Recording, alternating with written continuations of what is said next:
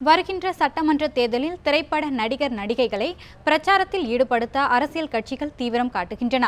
இது குறித்த ஒரு செய்தி தொகுப்பை தற்போது பார்க்கலாம்.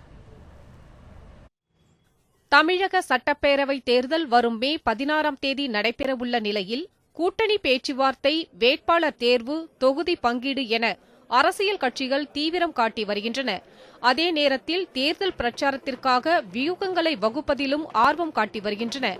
அதன் ஒரு பகுதியாக திரை நட்சத்திரங்களை பயன்படுத்துவதில் அரசியல் கட்சிகள் முனைப்பு காட்டுகின்றன. தேர்தலின் போது திரையுலகை சேர்ந்தவர்கள் பிரச்சாரத்தில் ஈடுபடுவது வழக்கம் என்றாலும் கடந்த தேர்தலைப் போல இந்த தேர்தலிலும் திரையுலகினரின் பங்கு அதிகம் இருக்க வாய்ப்புள்ளதாகவே தெரிகிறது.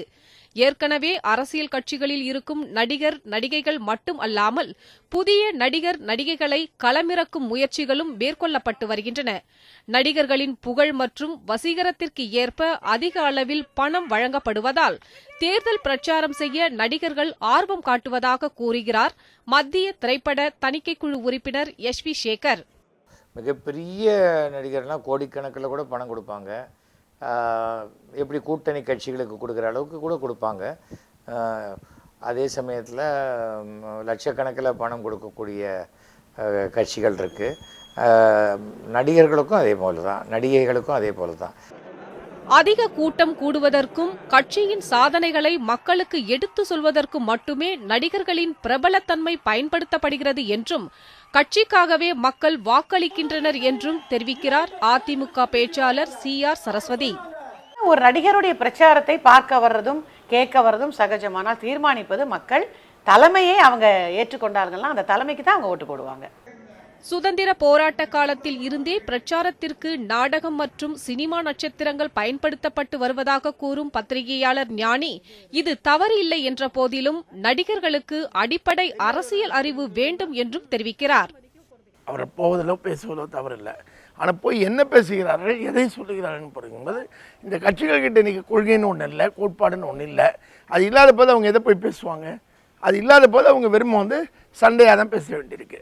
ஒருத்தரை பற்றி அழிவாக பேச வேண்டியிருக்கு, அவதூறாக பேச வேண்டியிருக்கு. நடிகர் நடிகைகள் பிரச்சாரம் செய்தாலே அக்கட்சி வெற்றி பெற்று விடுமா என்பது மிகப்பெரிய கேள்விக்குறியாக உள்ளது. மேலும் நடிகர் நடிகைகளை காண்பதற்காக கூடும் கூட்டம் வாக்குகளாக மாறும் என்பதற்கு எந்த உத்தரவாதமும் இல்லை என்பது கடந்த காலங்களில் நிரூபணமாகியுள்ளது. பிரச்சாரம் பண்ணுறாங்கன்னா ஆர்டிஸ்ட்டை பார்க்குறதுக்காக தான் நாங்கள் போகிறோமே தவிர மற்றபடி நாங்கள் அவங்களுக்காக தான் போய் ஓட்டு போடுறோம், அது மாதிரி எந்த டிசிஷனும் கிடையாது. ஏன்னா எங்களுக்குன்னு ஒரு சுய முடிவு ஒன்று இருக்குது. இப்போ எலெக்ஷன் டைம் வந்தாச்சு. இப்போ இந்த ஆர்டிஸ்ட்டுங்க அந்த ஆர்டிஸ்ட்டுங்க இவங்களுக்கு போடுங்க அவங்களுக்கு போடுங்கன்னு ஓட்டு சொல்கிறாங்க. ஆனால் நான் இப்போது ரஜினி சார் சொன்னார்னா இவங்களுக்கு போடுங்கன்னு நல்லபடியாக அவர் எனக்கு ரொம்ப பிடிக்கும். அவர் சொன்னார்னா அந்த மாதிரி நான் போடுவேன். சினிமா நடிகர்களுக்கோசெல்லாம் ஓட்டு போடுறதுலாம் எங்களுக்கு கிடையாது, சுத்தமாக கிடையாது. அந்த மாதிரி விருப்பம்லாம் கிடையவே கிடையாது. யார் எங்களுக்கு தலைவருங்க 2 தலைவர்கள் யார் நல்லா நாட்டுக்கு சேவை செய்கிறாங்களோ அவங்களுக்கு தான் நாங்கள் ஓட்டு போட முடியும். அதுதான் மெயின். கட்சிகள் ஒரு புறம் போராடி கூட்டணி அமைத்து பிரச்சாரத்திற்காக நட்சத்திரங்களை பயன்படுத்தினாலும் மக்கள் என்னமோ தாங்கள் விரும்பும் கட்சிகளுக்கு மட்டுமே வாக்கு என கருத்து தெரிவித்துள்ளனர். திரை உலகினரின் தேர்தல் பிரச்சாரம் எந்த அளவிற்கு வாக்குகளாக மாறும் என்பதை பொறுத்திருந்து பார்ப்போம். சாந்தி, நியூஸ் 7 தமிழ், சென்னை.